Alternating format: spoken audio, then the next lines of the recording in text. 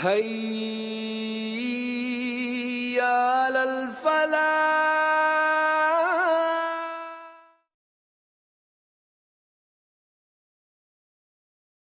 أعوذ بالله من الشيطان الرجيم بسم الله الرحمن الرحيم ولا تحسبن الله غافلا عما يعمل الظالمون إنما يؤخرهم ليوم تشخص فيه الأبصار صدق الله مولانا وصدق رسولنا وذلك من الشاهدين والشاكرين والحمد لله رب العالمين نحمده ونصلي على رسول الكريم أما بعد. محترم ناظرین و ناظرات، السلام علیکم ورحمۃ اللہ وبرکاتہ. جیسے آپ کے سامنے ابھی اس رکوع کی تلاوت کی گئی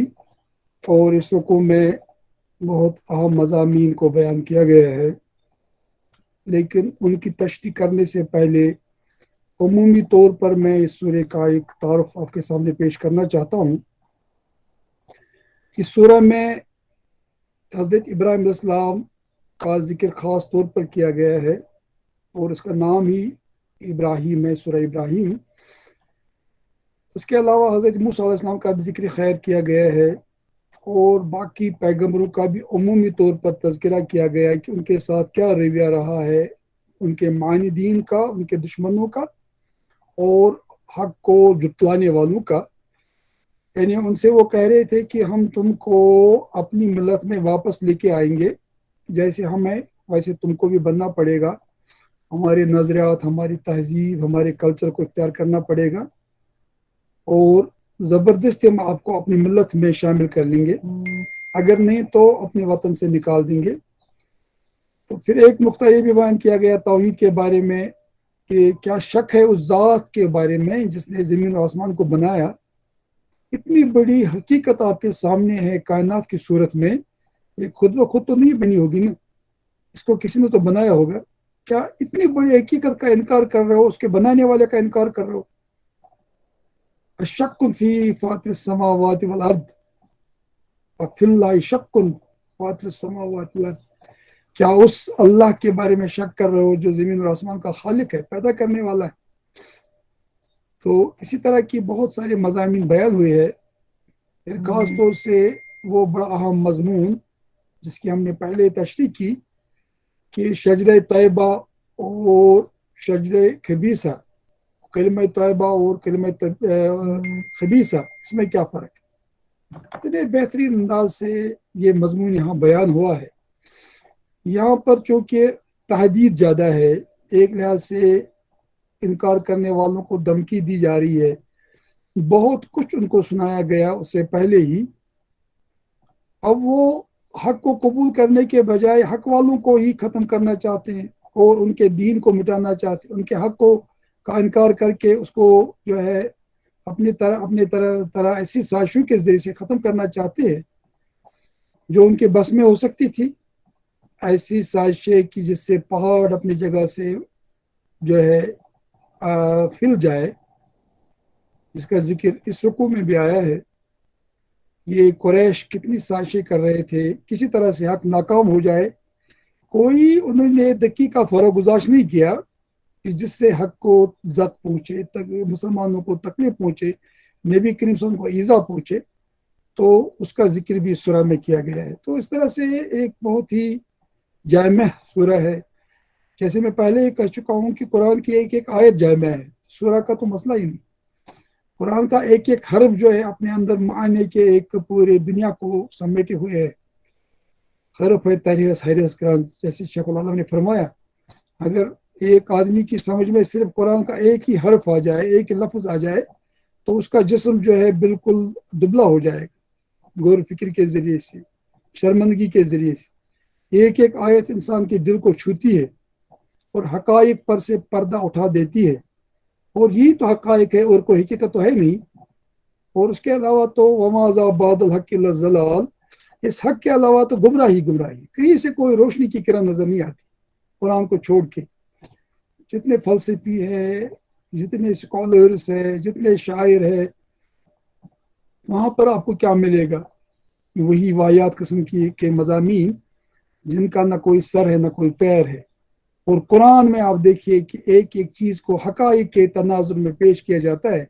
یہ اس خالق کی طرف سے پیش کیا جاتا ہے جس نے اس کائنات کو بنایا، انسان کو بنایا، اور انسان کا ایک مقصد تخلیق جو ہے طے کیا. اس کائنات کا بھی ایک مقصد تخلیق جو ہے سامنے لایا ہمارے. تو اس طرح سے جب ہم قرآن کو پڑھتے ہیں تو ایک عجیب حقیقت سے ہم لوگ جو ہے بالکل روبرو ہوتے ہیں. اور اس صورت میں بھی وہی کیفیت آپ کو نظر آئے گی. بس تھوڑا دلوں کی دنیا کو ہم آباد کرنا چاہے اور ہم روح کو جو ہے شادمان کرنا چاہے، روح کی غذا حاصل کرنا چاہے، تو قرآن میں وہ تمام چیزیں موجود ہے جو ہمیں یہ دولت فراہم کر سکتے ہیں. تو بہرحال آج کا جو رکوع ابھی آپ کے سامنے تلاوت ہوا اس کا ترجمہ میں مطلب ترجمہ بھی کروں گا، تفسیر کرنے کی کوشش کروں گا. تو اللہ تعالیٰ فرماتے ہیں وَلَا تَحْسَبَنَّ اللَّهَ غَافِلًا عَمَّا يَعْمَلُ الظَّالِمِينَ. ظالمون، اب یہ ظالم لوگ جو کچھ کر رہے اللہ کو تم اس سے غافل نہ سمجھو. انما یؤخرہم لیوم تشخص فیہ الابصار. اللہ تو انہیں ٹال رہا ہے اس دن کے لیے جب حال یہ ہوگا کہ آنکھیں پھٹی کی پھٹی رہ جائیں گی. یعنی دنیا میں تو اگر ان کو سزا پوری نہیں ملتی ہے، حالانکہ یہاں بھی سزا ملے گی، ناکام ہو جائیں گے، ان کے تمام منصوبے فیل ہو جائیں گے اور یہ جو ہے کافی افسوس مل کے رہ جائیں گے بالآخر. تو یہ دنیا کا حال ہے. آخرت میں تو ان کا اتنا خطرناک حال ہوگا، اتنا برا حال ہوگا، اور پھر اس کی منظر کشی کی جا رہی ہے. تو اللہ تعالیٰ فرماتے ہیں یعنی اے مخاطب یعنی یا رسول اللہ علیہ وسلم، اللہ اپنے وعدے کو کبھی جو ہے اس کا خلاف نہیں کرتا ہے. جو وعدہ اللہ نے اپنے رسولوں کے ساتھ کیا ہے، یعنی کس چیز کا وعدہ؟ کامیابی کا وعدہ، نصر و فتح و نصرت کا وعدہ، اور ظالموں اور انکار کرنے والوں کو پکڑنے کا وعدہ، یہ اللہ نے کیا ہے. تو اس سے اللہ جو ہے غافل نہیں ہے. اور یہ اصل میں سوال ہی نہیں کہ اللہ غافل ہو سکتا ہے. وہ تو ایک لمحہ کو جو ہے دیکھتا ہے، اس کو کنٹرول کرتا ہے. یہ تو ہو ہی نہیں سکتا ہے نا. اصل میں پرابلم یہ ہے کہ مطلب اللہ کے سامنے تو ہر چیز جو ہے آیا اور بیاں ہے، لیکن یہ اصل میں نبی کریم صلی اللہ علیہ وسلم کے ذریعے سے ان مشرکین اور کفار کو کہا جا رہا ہے، اور پھر پیغمبروں سے پیغمبر کے بارے میں کہا جا رہا ہے کہ اللہ تو کبھی ایک لمحہ کے لیے بھی غافل نہیں ہے لوگوں کے اعمال سے. اب ان کو کیوں ڈیل دی جاتی ہے، اس کے پیچھے ایک حکمت ہے، اور یہ بہت بڑی حکمت ہے اللہ کی. اور وہ حکمت کیا ہے کہ وہ ان کو جو ہے موقع دیتا ہے اور ان کو جو ہے سنبھلنے کا موقع دیتا ہے. مختلف ذرائع کے ذریعے سے ان کو ایسا جو ہے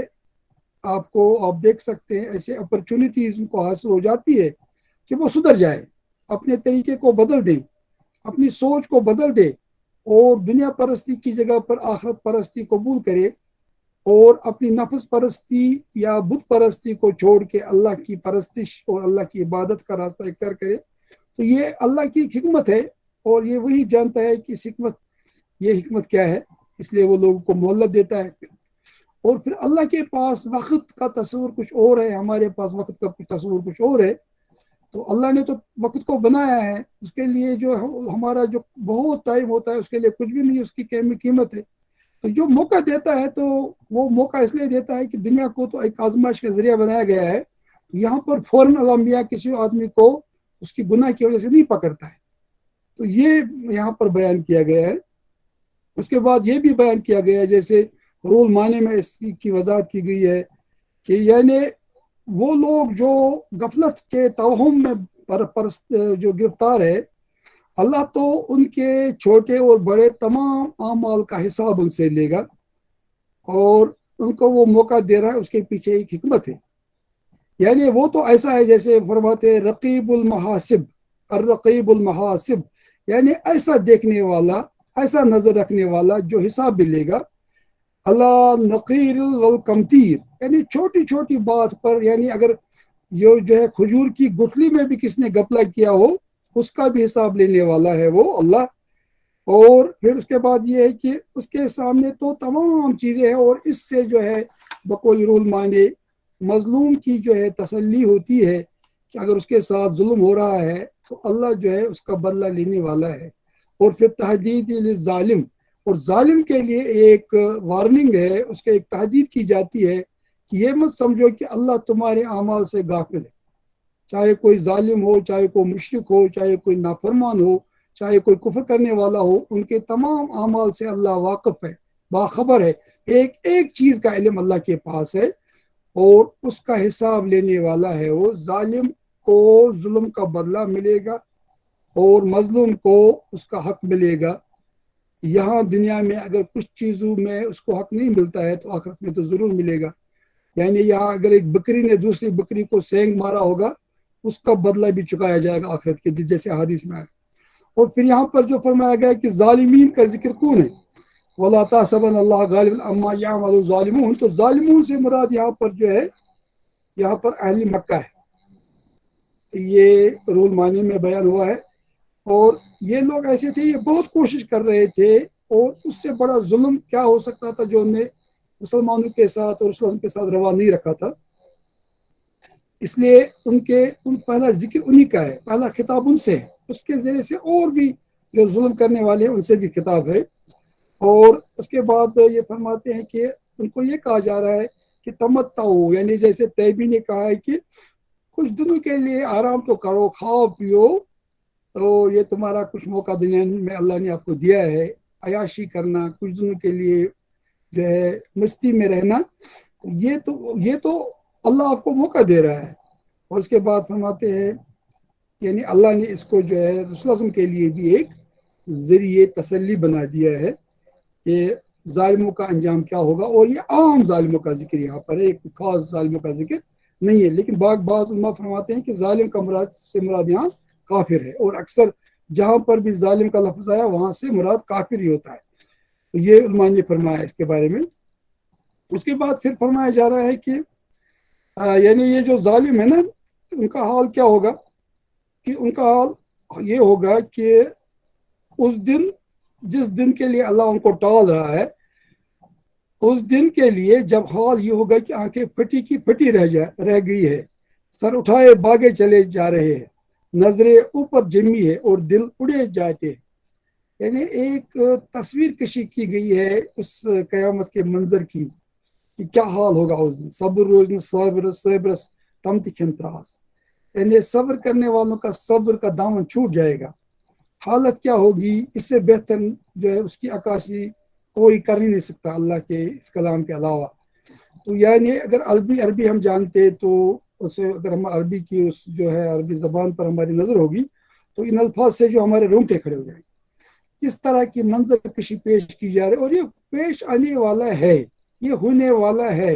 قیامت حق ہے، نبائل عظیم ہے، اس کی خبر تمام پیغمبروں نے دی ہے۔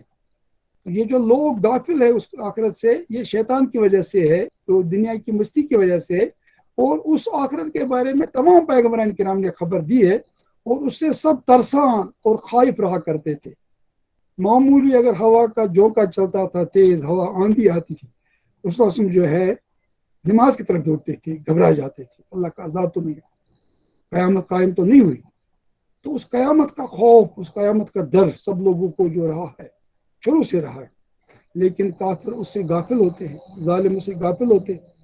اور پھر ظلم کرتے رہتے ہیں، اور پھر یہ سمجھتے ہیں کہ ہمارے ظلم پہ ہم کو کوئی پکڑنے والا نہیں ہے، ہمارے کفر پہ ہمیں کوئی پکڑنے والا نہیں ہے۔ ان کو یہ اندازہ نہیں ہے کہ ان کو ڈھیل دی جا رہی، سَنَسْتَدْرِجُهُم مِّنْ حَيْثُ لَا يَعْلَمُونَ، ان کو ہم اس طرف پکڑ لیں گے، وہاں پکڑ لیں گے جس کے بارے میں ہم گمان بھی نہیں تھا، سانو گمان بھی نہیں تھا۔ اچانک بھونچال آ جاتا ہے، اچانک سیلاب آ جاتا ہے، اچانک بجلی چمکتی ہے، اچانک مصیبت آ جاتی ہے، اچانک ایکسیڈنٹ ہو جاتے ہیں، اور اللہ جو ہے اپنے کام میں مصروف ہے۔ ایک لمحہ کے لیے بھی اللہ جو ہے کسی چیز سے غافل نہیں ہے، لا حول ولا قوۃ الا باللہ۔ تو وہ دنیا کو کا نظام چلا رہا ہے، حق کی تائید کر رہا ہے اور کفر کو مٹا رہا ہے، تو یہ سلسلہ چلتا رہتا ہے۔ لیکن لوگ انتظار کر رہے ہیں قیامت کا، وہ دنیا میں ان تمام واقعات سے سبق حاصل نہیں کرتے ہیں۔ تو اس لیے پھر فرمایا گیا کہ اس کے بعد فرمایا گیا کہ یہ وہ دن ہے جب ظالم جو ہے ان کو ان حالات کا سامنا کرنا پڑے گا، انما یؤخرہم لیوم تشخص فیہ الابصار، یعنی جب آنکھیں پھٹی رہ جائیں گی، انما یؤخرہم، یعنی ان کو تھوڑا سا مہلت دی جا رہی ہے تاکہ وہ دنیا کے عیش و آرام میں مبتلا رہیں اور دنیا کے معمولی لذات سے جو ہے لطف اندوز ہوتے رہے، حظوظ دنیا سے جو ہے وہ محظوظ ہوتے رہے، اور اللہ ان کے لیے عذاب کا انتظام اور عذاب کو جلدی نہیں لاتا ہے۔ تو لیکن ان کو پتہ ہونا چاہیے کہ ان کے اعمال کا بدلہ ان کو مل کے رہے گا، ان کے ایکشن کا ریئیکشن ضرور ان کو ملے گا، یہاں بھی اور وہاں بھی۔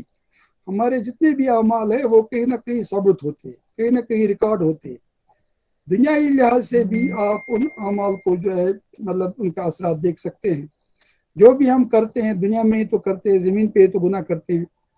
زبان سے ہی تو کرتے ہیں، ہاتھوں سے ہی تو کرتے ہیں جو اللہ نے بنائے ہیں تمام چیزیں، اس لیے یہ سب سے ریکارڈ ہو رہی ہے۔ ہم سمجھ رہے ہیں کہ ہم نے گناہ کیا، کس نے نہیں دیکھا، تو اللہ تو دیکھ رہا ہے، اللہ کے فرشتے تو اس کو ریکارڈ کر رہے ہیں، اور دنیا کی ایک ایک چیز جو اس کو ٹیپ ریکارڈر کی طرف جو ہے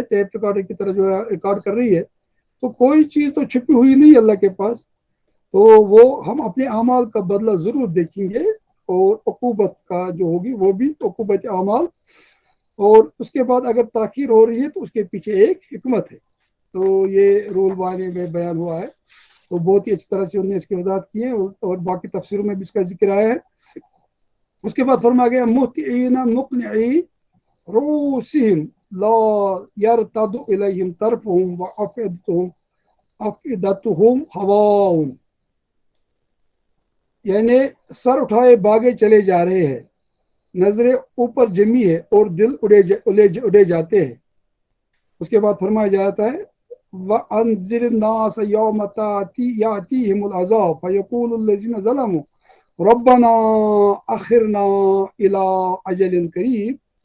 نُجِبْ دَعْوَتَكَ وَنَتَّبِعْ الرُّسُلَ أَوَلَمْ تَكُونُوا أَقْسَمْتُم مِّن قَبْلُ مَا لَكُم مِّن زَوَالٍ۔ اس وقت یہ ظالم کہیں گے کہ اے ہمارے رب، ہمیں تھوڑی سی مہلت اور دے دے، ہم تیری دعوت کو لبے کہیں گے اور رسولوں کی پیروی کریں گے، مگر انہیں صاف جواب دے دیا جائے گا کہ کیا تم وہی لوگ نہیں ہو جو اس سے پہلے قسمیں کھا کھا کر کہتے تھے کہ ہم پر تو کبھی زوال آنا ہی نہیں۔ اب آپ دیکھیے کہ ایک نفسیات کیا ہوتی ہے منکر کی، جو اللہ کی آیات کا، اللہ کا انکار کرتا ہے، اللہ کے رسولوں کی تکذیب کرتا ہے، اس کی نفسیات کیا ہوتی ہے کہ دنیا میں تو وہ اتنا مست ہو جاتا ہے عیش و آرام میں اور اپنے گناہوں میں کہ اس کو آخرت کا خیال ہی نہیں ہوتا ہے۔ تو اس لیے رسول سے فرمایا گیا ہے کہ آپ ان کو ڈرا دیجئے اس دن سے جس دن ظالم یہ کہیں گے اے اللہ اب تو ہمیں تھوڑا سا مہلت دے دیجئے، ہم تو بڑے نیک بنیں گے، آپ کی دعوت کو قبول کریں گے، پیغمبروں کی پیروی کریں گے، تو اللہ ان کو فرمائے گا تم تو پہلے بڑی قسمیں کھا رہے تھے، وہ دن آنے ہی والا نہیں ہے۔ نوز باللہ، اس کو آپ ڈکوسلا کہتے تھے، تم تو سمجھتے تھے کہ جو کچھ ہے یہ دنیا ہے، بابر بعیش کوش کا عالم دوبارہ نیز، دنیا میں عیش آرام کرو، حلال حرام طریقے سے پیسہ کماؤ اور اپنے بچوں کو کھلاؤ، اور ان کو جو ہے گناہ کی زندگی کے جتنے سامان ہو سکتے وہ فراہم کرو، اور اپنی زندگی کو بے عیش آرام اور مستی میں گزارو، شراب کباب اور جو بھی گناہ ہو سکتے ہیں ان میں ملوث ہو جاؤ، اور کوئی دوسری دنیا تو ہے نہیں نوز باللہ۔ یہ کہتے تھے تم تو کہتے تھے کہ جو کچھ ہے یہ دنیا ہے، اور زمانہ آتا ہے وما یہلکنا الا الدہر، زمانہ آتا ہے، زمانے کی گردش سے ہم دنیا میں آتے ہیں اور زمانے کی گردش سے یہ واپس جائیں گے دنیا سے، تو یہ تو کہتے تھے تم دنیا میں۔ اب ان سے کہا جا رہا ہے رسول اللہ صلی اللہ علیہ وسلم آپ ان کو ڈرائیے اس دن سے جب یہ باتیں وہ کہیں گے، یعنی ان کے سامنے حقیقت آ جائے گی، اس وقت یہ پشیماں ہو جائیں گے، شرمندہ ہو جائیں گے، حالت یہ ہوگی کہ آنکھیں جو ہے پھٹی رہ جائیں گے، وہ خیالات، وہ احساسات، وہ فلسفے سب بیکار ہو جائیں گے، وہ تقاریر، وہ تحاریر، ان کا کوئی وزن نہیں ہوگا، اور سب اپنی فکر میں ہوں گے، اور ہر آدمی کو اپنی فکر میں اتنا آگیرا ہوگا کہ نہ باپ کو بیٹے کی فکر، نہ ماں کو بیٹے بیٹے اور بیٹی بیٹی کی فکر، نہ خاوند کو اپنی بیوی کی فکر، نہ بیوی کو اپنے خاوند کی فکر. سب لوگوں کے لیے حالت یہ ہوگی، یعنی ہر آدمی کے لیے ایسی شان ہوگی تو اس کے لیے وہ اس مصیبت میں وہ اپنے بارے میں سوچتا ہوگا. ہر آدمی مصیبت میں پڑا ہوگا اس دن. تو اس دن کو یاد کیجیے، اسلام ان کو بتائیے کہ وہ دن کیسا ہے. تو یہ دیکھیے آپ کتنا زبردست جو ہے اس طرح فرمایا گیا. تو یعنی وہ دن، تو یہاں دن حائل، یعنی اس دن میں جو ہے اتنا زیادہ ہول ہوگا، اتنا خوف ہوگا کہ لوگوں کی آنکھیں پھٹی کی پھٹی رہ جائیں گی. یعنی ان کی آنکھیں جو ہے ایک طرف ہی لگی ہوں گی، کہیں اور نہیں دیکھیں گے. اس قسم کا خوف ہوگا لوگوں کے اوپر سوار، اور اپنی جگہ پر جو ہے مطلب ہٹنا نہیں چاہیں گے. اس کے بعد جو ہے ان کی آنکھیں جو ہے بالکل سمجھ لیجیے کہ جیسے حول ما یرونہ ہو، جب وہ اس خوف کو دیکھیں گے، جیسے امام راغب اصفہانی نے فرمایا ہے، اتنا خوف ہوگا، اتنی پریشانی ہوگی. تو آدمی جو ہے بالکل اپنے مکان اپنی جگہ پر ہی قائم رہنا چاہے گا، اور وہ چاہے گا کہ میں ادھر نہ دیکھوں ادھر نہ دیکھوں. اور وہ جو ہے چاہے گا کہ، لیکن قرار نہیں ہوگا، اس کو پریشانی اتنی زیادہ ہوگی، نہ اس کو کہیں قرار نہیں آتا ہوگا. اس کی آنکھیں جو ہیں پھٹی کی پھٹی رہ گئی ہوں گی، اور اتنی زیادہ جو قلق ہوگا، اتنا زیادہ افسوس ہوگا کہ اس کا بیان نہیں کر سکتا ہے. اور انسان جو ہے پریشانی کہ اس عالم میں ہوگا کہ جس کا بیان نہیں کر سکتا ہے. اور پھر فرمایا گیا محتین، یعنی یہ لوگ جو ہے بالکل جلدی دوڑیں گے جب دعوت آئے گی ان کو کہ آپ آ جاؤ اللہ کے پاس حساب کے لیے. سب لوگ دوڑتے ہوں گے اور بے تحاشا دوڑتے ہوں گے. اور یہ ایک منظر ان کے سامنے، محتین مقنعی رؤوسہم لا یرتد الیہم طرفہم وافئدہم ہوا. تو یہ حال ہوگا ان کا کہ وہ اس دن جو ہے ظالم کہیں گے اے ہمارے رب ہمیں تھوڑی سی مہلت دے دے، ہم تیری دعوت کو لبے کہیں گے اور رسولوں کی پیروی کریں گے. تو یہ اس طرح سے جو ہے بیان کیا گیا ہے. اور پھر حضرت جو ہے قتادہ اور باقی جو ہمارے بہت مفسرین ہیں، انہوں نے بھی اس بات کی وضاحت کی ہے بہت اچھی طرح سے. تو یعنی ذلت کا مقام یہ ہوگا اور مسکنت کا مقام یہ ہوگا کہ یہ دوڑتے ہوں گے، مطلب جو خوف کی حالت میں اس موقف کی طرف جہاں پر حساب اور کتاب کا معاملہ شروع ہو جائے. تو حضرت مجاہد رحمۃ اللہ نے فرمایا ہے، یعنی وہ بالکل نظر کو ایک طرف ٹکائے ہوں گے، نہ ادھر دیکھتے ہوں گے نہ ادھر دیکھتے ہوں گے، نہ بائیں نہ دائیں دیکھتے ہوں گے. اور اصل میں ذلت کی وجہ سے جو ہے، شرمندگی کی وجہ سے اور پریشانی کی وجہ سے جو ہے ان کی آنکھیں جو ہے بالکل حرکت بھی نہیں کرتی ہوں گی، جیسے ہم اس کو کہتے ہیں نا پھٹی کی پھٹی رہ جائیں گی. اور ان کے سر جو ہے جھکے ہوں گے شرمندگی کی وجہ سے، اور بہت ہی حالت خراب ہوگی ان کی. اور وہ کسی اور طرف ان کی کوئی غیر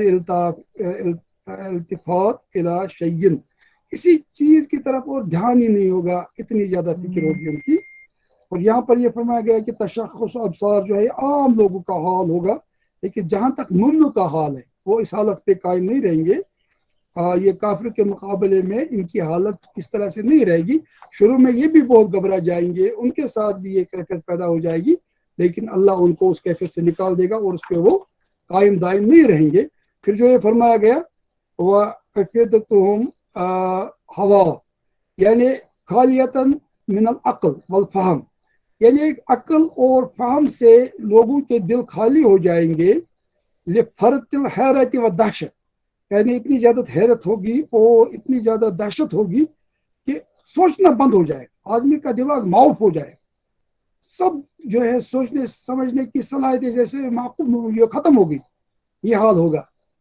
یہ بہت ہی جو ہے خطرناک مقام ہوگا، خطرناک مرحلہ ہوگا قیامت کے دن. اور اس دن جو ہے انسان جو ہے اس کی بڑی بڑی جو باتیں کرنے والی زبان تھی اور بہت بڑے بڑے دعویٰ کرنے والا جو اس کا جو ہے دماغ تھا،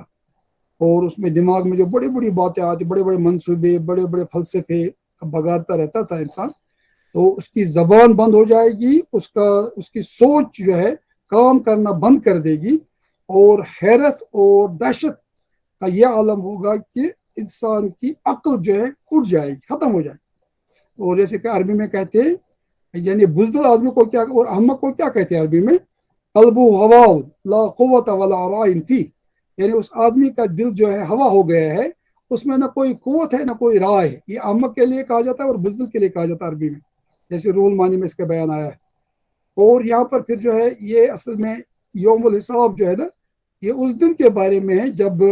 جو اللہ کے سامنے لوگ پیش آئیں گے. یوم یاتہم العذاب، یعنی وہ کون سا دن ہے جسے جلانے کا حکم دیا گیا نبی کریم صلی اللہ علیہ وسلم کو اللہ کی طرف سے. تو یہ وہ دن ہوگا جب حساب قائم کیا جائے گا، اور دعوت قبول کرنے کے بعد جب لوگ اللہ کے پاس حاضر ہو جائیں گے، واحد القہار کے پاس حاضر ہو جائیں گے، اپنی قبروں سے نکل جائیں گے، اور جنتی لوگ جنت میں جائیں گے اور جہنمی لوگ جہنم کی طرف جائیں گے. اس وقت یہ حال ہوگا جو سعادت مند لوگ ہوں گے وہ جنت کے جو ہے مستحق ہو جائیں گے، اور جو شقی ہوں گے شقیق القلب اور جو اشقیاء ہوں گے وہ جہنم میں چلے جائیں گے. اس وقت یہ حال ہوگا. اس قسم کی جو ہے کیفیت لوگوں پہ جو طاری ہوگی. تو پھر اس کے بعد ان سے کہا جا رہا ہے وَأَنذِرِ النَّاسَ يَوْمَ تَأْتِيهِمُ الْعَذَابُ فَيَقُولُ الَّذِينَ ظَلَمُوا رَبَّنَا أَخِرْنَا إِلَىٰ أَجَلٍ قَرِيبٍ نُجِّبْ دَعْوَتَكَ وَنَتَّبِعْ رُسُلَكَ أَوَلَمْ تَكُونُوا أَقْسَمْتُم مِّن قَبْلُ مَا لَكُم مِّن زَوَالٍ. یعنی اس وقت جو ہے یہ دنیا کہہ رہے تھے کہ ہمیں تو زوال کبھی ہوگا ہی نہیں. یہ زوال کا مطلب کیا ہے؟ یعنی ما انتم علیہ من التمتع بالحظوظ الدنیاویہ، یعنی جو تمہارے پاس دنیا کی نعمتیں اللہ نے تم کو دی تھی ان کا شکر ادا کرنے کے بجائے، اللہ کی عبادت کرنے کے بجائے تم نافرمانی کرتے رہے، اللہ کے ساتھ شریک ٹھہراتے رہے، اور اللہ کے حق بھی ادا نہیں کیے، بندوں کے حق بھی ادا نہیں کیے، عبادت بھی نہیں کی اور حقوق العباد بھی ادا نہیں کیے. تو اس لیے جو ہے تم سمجھتے تھے یہ جو ہمارے پاس نعمتیں ہمیشہ رہے گی، یہ دولت ہمیشہ رہے گی، یہ عیش آرام ہمیشہ ہمارے پاس ہمیشہ رہے گا. اور اس عیش نے اور اس آرام نے تم کو غافل کر دیا تھا اپنے انجام سے.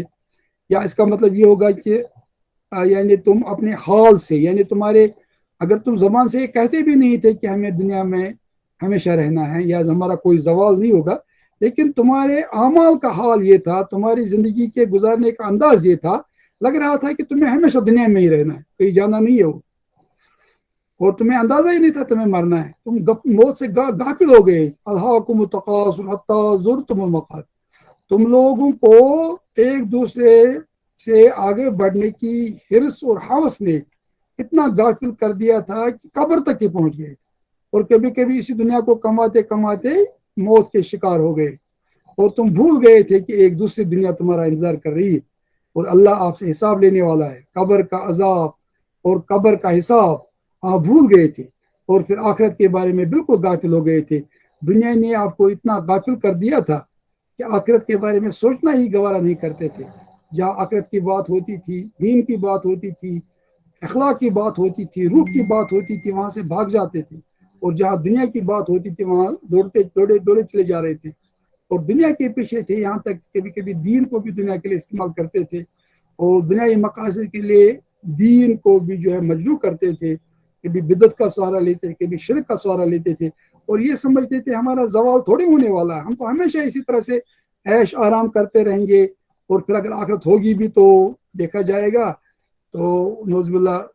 لوگ یہ کہتے ہیں کہ وہاں سے کون روتے روتے آیا. اب بتائیے ہمارے کشمیر میں عام طور پر یہ کہا جاتا ہے تو کسا وداں، اگر وہ دیکھتے قبر کے بارے میں ان کو پتا ہوتا قبر کا عذاب کیا ہے تو وہ ایسی بات نہیں کرتے بلکہ رونگٹے کھڑے ہو جاتے. ہم لوگ جو ہے قبروں پہ کھانا کھاتے ہیں، وہاں مستی کرتے ہیں، وہاں میلے ٹھیلے منعقد کرتے ہیں. اگر احساس ہوتا ہے کہ موت کا مرحلہ کیسا ہے تو قبرستان سے ہم جو ہے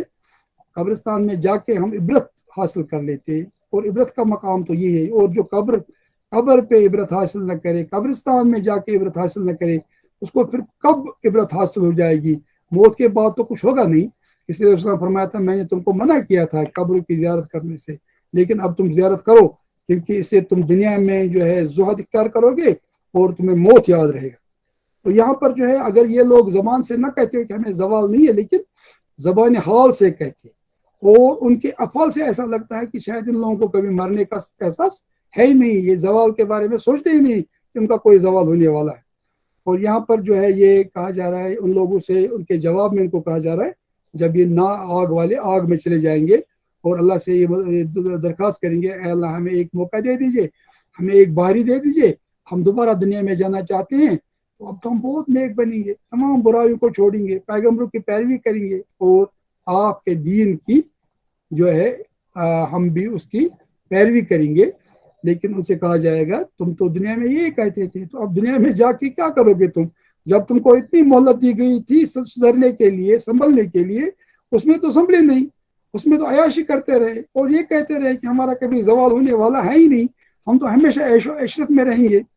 اور اللہ کی باتوں کو آپ نے رد کر دیا. تو آخرت میں اب آ گئے ہو، اب تم اس عمل بد کا انجام دیکھو جو تم دنیا میں کرتے رہے. اب تمہیں دوبارہ موقع نہیں ملے گا، موقع تو ایک ہی بار ملا، اس میں آپ کو سدھرنا تھا، سنبھلنا تھا. یہ ہم لوگوں کے لیے سبق ہے، ان لوگوں کے لیے سبق ہے جو اس قرآن کو سنتے ہیں، تاکہ وہ آخرت کے منظر کو یاد کریں اور اپنے آپ کو سدھاریں اور اپنے اعمال کو ٹھیک کریں، اپنی آخرت کی فکر کریں. تو ان کو اس دن جواب دیا جائے گا. اور اسی طرح سے کچھ آثار میں جیسے بہقی میں بہت ساری جو ایک حدیث کا انہوں نے ذکر کیا ہے کہ اصل میں یہ جو کفار تھے تو ان کو 5 جواب ان کو ملیں گے اللہ کی طرف سے مرنے کے بعد. اس میں ایک سوال یہ بھی ہے کہ جب وہ جہنم میں پہنچ جائیں گے تو اللہ سے کہیں گے اے اللہ آپ نے ہیں، وہ کہیں گے ربنا امیتنا اثنتین واحییتنا اثنتین فاعترفنا بذنوبنا فہل الی خروج من سبیل، سورہ غافر آیت نمبر 11، کہ اے اللہ ہمیں 2 بار جو ہے موت ملی اور 2 بار حیات ملی، ہم اپنے گناہوں کا اعتراف کرتے ہیں، کیا اب کوئی گنجائش ہے واپس جانے کی یا اس عذاب سے بچنے کی؟ تو ان سے کہا جائے گا کوئی صورت واپس جانے کی نہیں ہے، اس عذاب سے بچنے کی نہیں ہے. تو عذاب سے بچنے کی صورت تو دنیا میں تھی نیک اعمال کے ذریعے سے، وہ تو تم نے کیے نہیں، تم تو دنیا میں عیش آرام کرتے رہے، تمتع کرتے رہے، اللہ کی نعمتوں سے تو حص اٹھایا، لیکن اللہ کا شکر ادا نہیں کیا، اللہ کی عبادت نہیں کی، اللہ کے بندوں کے حقوق ادا نہیں کیے. یہ جو آزمائش کے لیے تمہیں دنیا کے تمام سامان دیے گئے تھے ان کو تم نے حتمی سمجھا، تم نے ان کو اپنا ذاتی کمال سمجھا، یہ نہیں سمجھا کہ یہ ہمیں کسی خاص مقصد کے لیے دیے گئے، اور اس مقصد کو بھول کے تم سمجھنے لگے کہ ہمیں تو کہیں اور جانا ہی نہیں، کوئی حساب تو لینا ہی نہیں ہمارا اللہ کو، یا کسی دن میں ہمیں پیش ہونا ہی نہیں خدا کے سامنے. تو یہ تم نے سوچا. تو یہ ایک بہت اہم بات یہاں پر فرمائی گئی. اور اس کے بعد فرمایا گیا حالانکہ وَسَكَنْتُمْ فِي مَسَاكِنِ الَّذِينَ ظَلَمُوا أَنفُسَهُمْ وَتَبَيَّنَ لَكُمْ كَيْفَ فَعَلْنَا بِهِمْ وَضَرَبْنَا لَكُمُ الْأَمْثَالَ، حالانکہ تم ان لوگوں کی بستیوں میں رہ بس چکے تھے جنہوں نے اپنے اوپر آپ ظلم کیا تھا، اور دیکھ چکے تھے کہ ہم نے ان سے کیا سلوک کیا، اور ان کی مثالیں دے دے کر ہم تمہیں سمجھا بھی چکے تھے. انہوں نے اپنی ساری چالیں چل دیکھی مگر ان کی ہر چال کا توڑ اللہ کے پاس تھا، اگرچہ ان کی چالیں ایسے غضب کی تھی کہ پہاڑ ان سے ٹل جائے. بتائیے کتنا زبردست یہاں پر یہ جو اللہ کی طرف سے ایک آرگومنٹ پیش کیا جاتا ہے ان لوگوں کے سامنے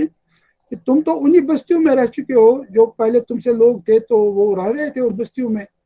کتنے سارے لوگ تم سے پہلے آباد تھے اس دنیا میں، کتنی قومیں آئی تھی، تو وہ بھی اپنا جو ہے دور پورا کر کے چلے گئے تھے، کچھ لوگ عذاب کے مستحق بھی ہو گئے تھے. اور انہی بستیوں میں تم بھی تو رہ چکے ہو، جن لوگوں نے ظلم کیا تو ان کی بستیوں میں، اور تم نے دیکھا کہ ان کے ساتھ اللہ نے کیا کیا. یہ جو پوری تاریخ ہے، ہم جس طرح سے تاریخ آج کل پڑھتے ہیں نا، پتہ نہیں کیوں پڑھتے ہیں، معلومات کے لیے پڑھتے ہیں اور جنرل نالج کے لیے پڑھتے ہیں. تاریخ کا مطالعہ جو ہے ایک عظیم مطالعہ ہو سکتا ہے. اور جیسے ابن خلدون رحمۃ اللہ نے فرمایا ہے کہ اسلام نے جو تاریخ کو بیان کیا ہے تو یہ اس کا ایک لینئر کنیکشن ہے، اس دنیا کو دوسری دنیا کے ساتھ جوڑنے والا کنیکشن. اور یہ جو بار بار جو ہے تاریخ کا ذکر کیا جاتا ہے یہ سبق حاصل کرنے کے لیے ہے. یہ جو ہے اس لیے نہیں کہ ہمیں معلومات حاصل ہو جائیں، جنرل نالج حاصل ہو جائے کہ پچھلی قوموں کے ساتھ کیا ہوا، وہ تباہ کیسے ہوگی، برباد کیسے ہوگی. یعنی یہ fall and rise of the civilization یہ ایسے نہیں ہے، اس کے پیچھے ایک اخلاقی اصول ہے. وَالْعَصْرِ إِنَّ الْإِنسَانَ لَفِي خُسْرٍ إِلَّا الَّذِينَ آمَنُوا وَعَمِلُوا الصَّالِحَاتِ. تو کیا تم لوگوں نے نہیں دیکھا کہ پہلی جو بستیاں تھیں ان کے جن نے ظلم کیا ان کے ساتھ کیا ہوا، اور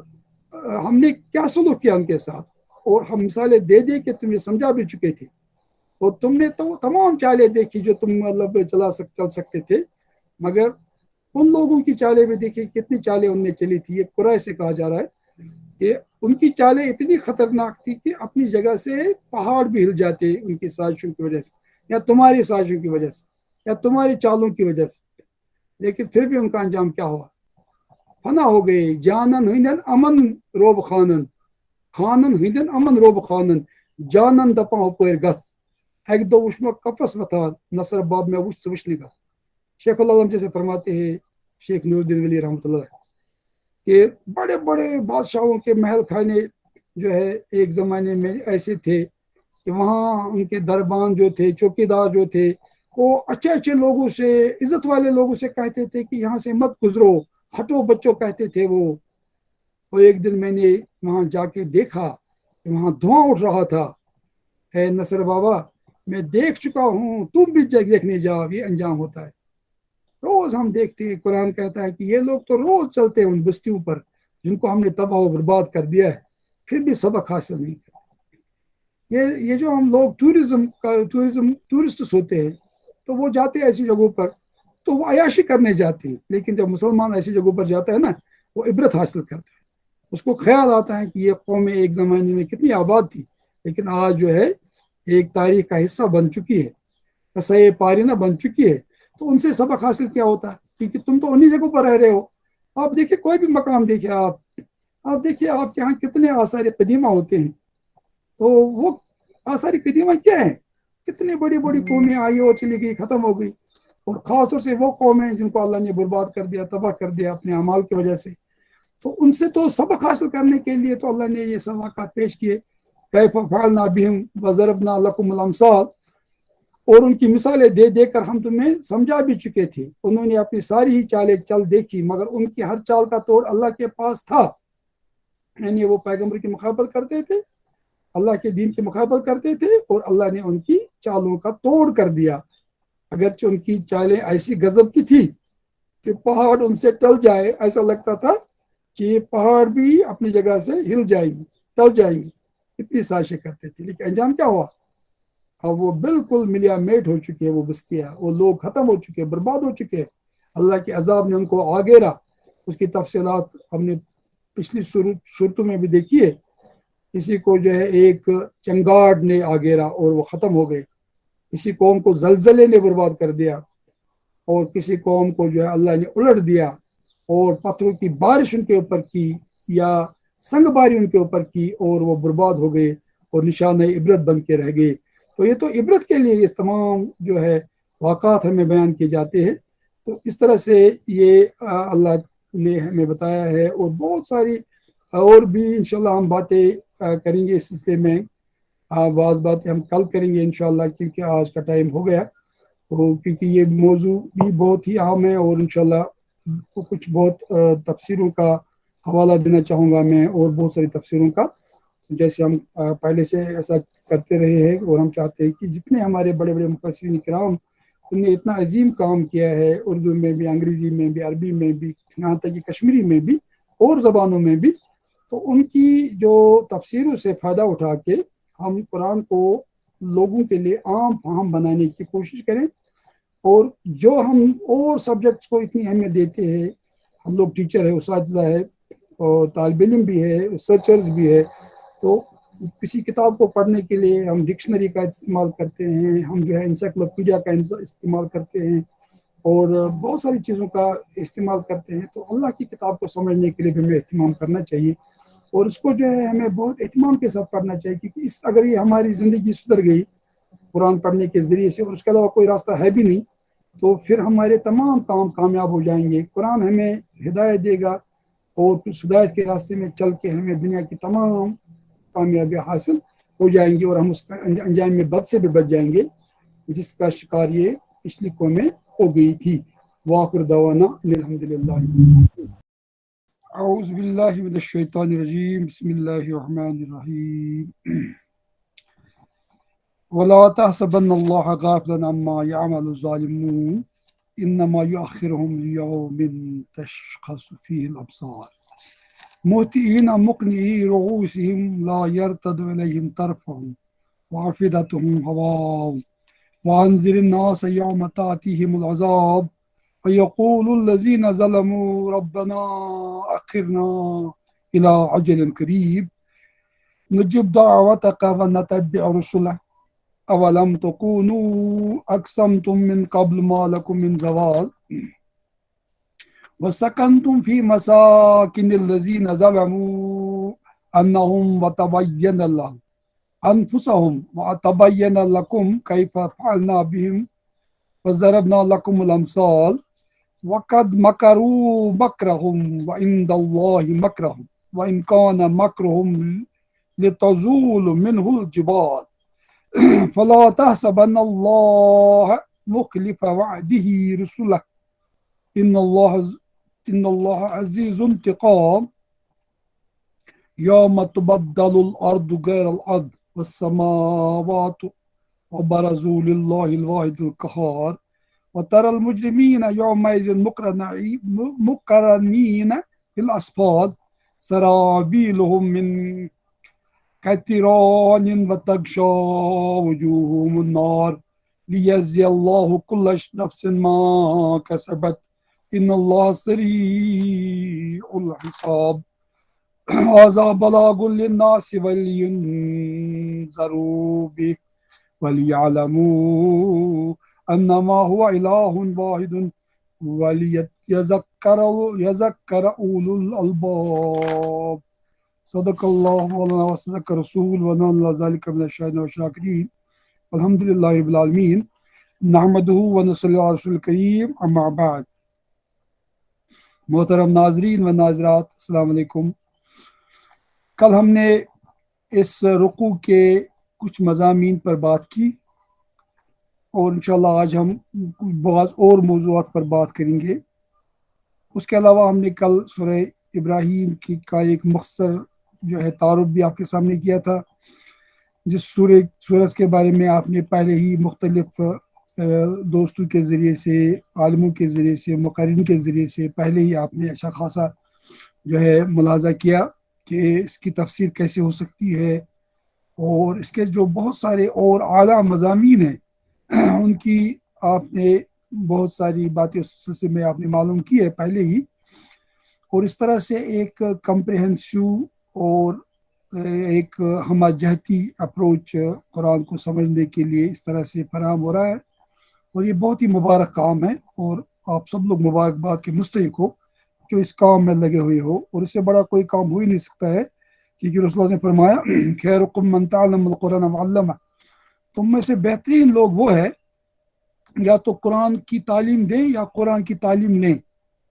یہ سب سے بڑا درجہ اللہ نے دیا ہے، اور رسول اللہ نے فرمایا اس کے بارے میں. تو یہ قرآن اتنی بڑی عظیم کتاب ہے کہ اگر آدمی کی سمجھ میں اس کی ایک ہی آیت آ جائے تو زندگی بدل سکتی ہے. تو بہرحال مجھے بہت خوشی ہے کہ ہمارے نوجوان اور ہمارے طلباء و طالبات، ہمارے محققین، ہمارے اساتذہ اس کام میں لگے ہوئے ہیں، بہت ہی سنجیدگی کے ساتھ سب یہاں پر تشریف فرما ہوتے ہیں، اور بہت ہی مطلب جو ہے متانت کا مظاہرہ کرتے ہیں. اللہ آپ کو جزائے خیر دے. تو آج ہم جو ہے جو باتیں آپ کے سامنے میں عرض کرنا چاہوں گا، سب سے پہلے بات یہ ہے کہ میں نے جیسے پہلے عرض کیا تھا کل آپ سے کہ یہ لوگ کہیں گے کہ اللہ ہمیں اب موقع دے دیجئے، تو اب چونکہ عذاب وہ دیکھ پائیں گے اور اس وقت حالات کیا ہوں گے اس کا اندازہ ہم نہیں لگا سکتے ہیں کہ کتنے حالات بہت خطرناک ہوں گے،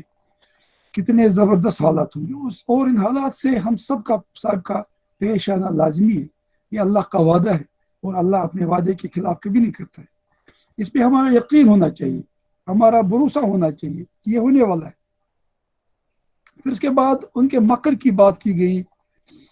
اور باقی چیزوں کی بات کی گئی، کیونکہ انہوں نے کہا تھا کہ اب اگر یہ مصیبت ہمارے اوپر آئی گئی مرنے کے بعد قیامت کے دن جب حساب کتاب چکتا کیا گیا اور جنتی جنت میں وہ جانے لگے اور جہنمی جہنم کی طرف جا رہے تھے، تو اس وقت وہ اللہ سے گزارش کریں گے جہنمی، اے اللہ ہمیں موقع دے دیجئے، نجب دعوت کا، ہم تمہاری دعوت کو قبول کریں گے، ونتبع الرسل، اور ہم جو ہے ونتبع الرسل، اور ہم پیغمبران کرام کی پیروی کریں گے۔ یہاں پر چونکہ پیغمبران کرام کی پیروی کا مطلب یہ ہے کہ جتنی قومیں پہلے آئی ہوئی ہے ان کے پاس جو پیغمبر کرام تشریف لائے تھے وہ کہیں گے ہم اپنے پیغمبروں کی اطاعت کریں گے اگر ہمیں دوبارہ موقع دیا جائے گا، اور ہم ان کی پیروی کریں گے اور اللہ کی بات کو بھی مانیں گے اور اپنے پیغمبران کرام کی بات کو بھی مانیں گے۔ تو ان سے کہا جاتا ہے تم تو پہلے وعدہ کر رہے تھے، قسمیں کھا رہے تھے کہ تم میں کوئی زوال تو ہوگا ہی نہیں، تمہیں کوئی پریشانی تو ہوگی نہیں، تم جس عیش و آرام میں تھے وہ کبھی ختم ہونے والا نہیں ہے، تمہارے جو ہے دنیائی لذات اور دنیائی عیش پرستی یہ ہمیشہ قائم رہنے والی ہے اور اسی میں تمہیں ہمیشہ رہنا ہے۔ تم تو اس قسم کی قسمیں کھا رہے تھے کہ تمہارے لیے کوئی زوال ہے ہی نہیں۔ اس کے بعد اللہ تعالیٰ فرماتا ہے کہ وَسَكَنْتُمْ فِي مَسَاكِنِ الَّذِينَ ظَلَمُوا، حالانکہ تم قوموں کی بستیوں میں رہ بس چکے تھے جنہوں نے اپنے اوپر آپ ظلم کیا تھا۔ وَتَبَيَّنَ لَكُمْ كَيْفَ فَعَلْنَا بِهِمْ وَضَرَبْنَا لَكُمُ الْأَمْثَالَ، اور آپ پر ظلم تو کیا تھا اور دیکھ چکے تھے کہ ہم نے ان سے کیا سلوک کیا اور ان کی مثالیں دے دے کر ہم تمہیں سمجھا بھی چکے تھے۔ اب یہ جتنے واقعات قرآن پاک میں بیان کیے گئے ہیں یہ اس لیے ہے تاکہ ہم سبق حاصل کریں، اور ہر زمانے میں پیغمبران کرام علیہ الصلوۃ والسلام نے لوگوں کے سامنے دلائل کے ساتھ، براہین کے ساتھ اور مثالوں کے ساتھ ایک ایک بات کو اتنا واضح کر دیا، کوئی اشتباہ رہا ہی نہیں۔ ہر بات اتنی واضح تھی، اتنی کلیئر تھی کہ ماندت کے علاوہ، ہر درمی کے علاوہ یا کفر و عناد کے علاوہ کوئی سبب ہی نہیں تھا کہ ان باتوں کا انکار کیا جائے۔ حق سے کوئی بات واضح نہیں ہو سکتی، حق کا مطلب یہ ہے جو واضح ہوا ہو، جو واضح شدہ ہو۔ تو اس طرح سے حق کو بیان کیا پیغمبران کرام نے، اور ان کو اللہ تعالیٰ نے اتنی صلاحیتیں دی تھی پیغمبران کرام علیہ السلام کو کہ وہ ہر لحاظ سے مکمل انسان تھے اپنے زمانے کے، اور پھر آخر میں اسی پیغام کو نبی کریم صلی اللہ علیہ وسلم نے اتنے بہترین انداز سے دنیا کے سامنے پیش کیا اور ایک ایک بات کو سمجھا دیا کہ قرآن تو قرآن ہے، ہم نبی کریم صلی اللہ علیہ وسلم کی ایک ایک بات کو آج بھی اچھی طرح سے جانتے ہیں، مانتے ہیں اور سمجھتے ہیں انہی الفاظ میں جن میں رسول اللہ صلی اللہ علیہ وسلم نے ان کو بیان فرمایا تھا۔ تو اتنا واضح ہوتا ہے دین، اتنا واضح ہوتا ہے خدا کا پیغام کہ اس میں کسی قسم کی شک اور شبہ کی گنجائش ہی نہیں ہوتی ہے۔ تو لوگ شک و شبہ کیوں کرتے ہیں؟ لوگ اس کا انکار کیوں کرتے ہیں؟ نفس پرستی کی وجہ سے، آبا پرستی کی وجہ سے، یا اکابر پرستی کی وجہ سے، دنیائی مفادات کی وجہ سے، یا اپنے نفس کے غلبے کی وجہ سے جو ہے گمراہ ہو چکا ہو اور جس پہ قابو نہ ہو، اسی لیے لوگ جو حق کا انکار کر رہے ہیں۔ ورنہ حق اتنا واضح ہوتا ہے، وہ آفتاب کی طرح واضح ہوتا ہے، لیکن تھوڑی دیر کے لیے لوگ اپنے توہمات اور اپنی شہوات اور اپنی خواہشات کے بادل میں اس آفتاب کو لپیٹنا چاہتے ہیں، لیکن وہ آفتاب عالمتاب بن کے نکلتا ہے اور بار بار نکلتا ہے اور اپنی جلوہ سامانیوں کا جو ہے سب کو اعتراف کروانے پر مجبور کرتا ہے۔ لیکن جو لوگ منکر ہوتے ہیں وہ پھر بھی انکار کرتے ہیں، کیونکہ ان کی شہوات اور ان کی لذات پرستی نے ان کو اپنے اندر مجبور رکھا ہوتا ہے اور انہیں اپنے نفس کو اپنا خدا بنایا ہوتا ہے، جس کی وجہ سے وہ اللہ کی اطاعت نہیں کرتے ہیں، پیغمبران کرام کی اطاعت نہیں کرتے ہیں۔ تو پھر ان کو ایک بہت زبردست انداز سے ایک بات بتائی جا رہی ہے کہ تم لوگوں نے تو انہی بستیوں میں قیام کیا ہے، بس چکے ہو جن بستیوں میں پہلے ظالم لوگ بسا کرتے تھے۔ کتنے لوگ پہلے تم سے آئے تھے اور کس طرح سے دنیا میں وہ زندگی بسر کرتے تھے، وہ اپنی عیاشیاں اور اپنی انہوں نے شہوت رانیاں کی تھی، اور ان کا انجام کیا ہوا؟ اللہ نے ان کو برباد کر دیا۔ اگر ان پہ اللہ کا عذاب نہ بھی آیا ہو پھر بھی ان کی موت نے ان کا خاتمہ کر دیا، اب ان کا نام و نشان نہیں ہے، کچھ آثار باقی ہے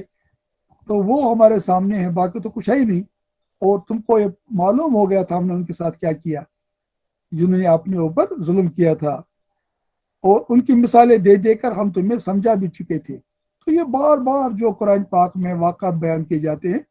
یہ کوئی اس قسم کی عام قسم کے قصے کہانیاں نہیں ہیں جیسے ہم عام طور پر سنتے رہتے ہیں، افسانے سنتے رہتے ہیں، ناولیں پڑھتے رہتے ہیں، یہ ایسے واقعات نہیں، یہ حقیقت میں ہوا ہے دنیا میں۔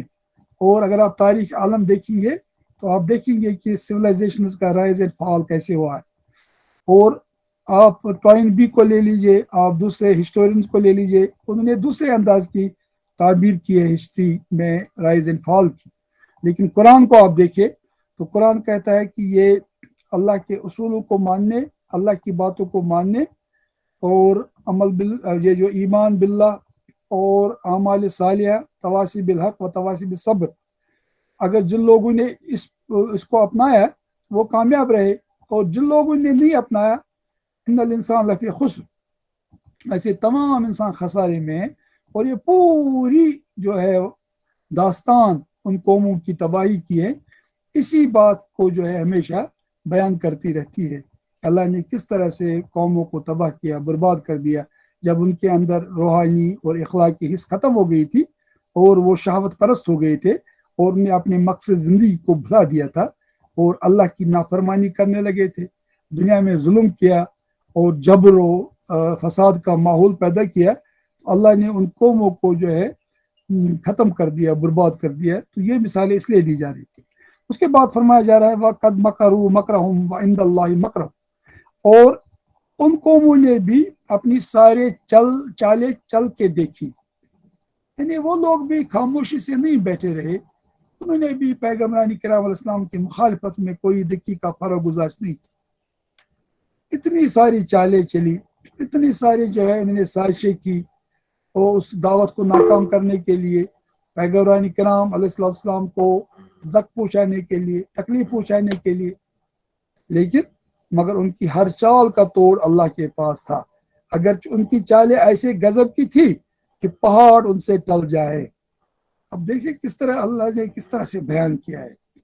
یعنی ان کی جو سازشیں تھی اور ان کی جو چالیں تھی حق کے خلاف، ہر زمانے میں ایسا رہا۔ اب یہ آج دیکھیں آپ میڈیا کا زمانہ ہے، کس طرح سے حق کو باطل اور باطل کو حق بنا کے پیش کیا جا رہا ہے، اور کس طرح سے مظلوم کو ظالم اور ظالم کو مظلوم بنا کے پیش کیا جا رہا ہے، کس طرح سے جو ہے اسلامو فوبیا کے نام پر مسلمانوں کی ایسی شبیہ پیش کی جاتی ہے جیسے وہ بہت ہی زیادہ ظالم ہوں اور تشدد پسند ہوں، جبکہ آپ دیکھ سکتے ہیں کہ عالم اسلام میں جو تباہی اور بربادی دوسری قوموں نے مچائی ہے، بستیوں کی بستیوں کو برباد کر دیا ہے، لاکھوں کی تعداد میں یتیموں اور مساکین اور بیواؤں ایک فوج تیار کرتی ہے، پھر بھی بدنام کیا گیا، اسی سازشیں رچی گئی، ایسی تھیوریز پیش کی گئی، کبھی کلیش آف سویلائزیشن،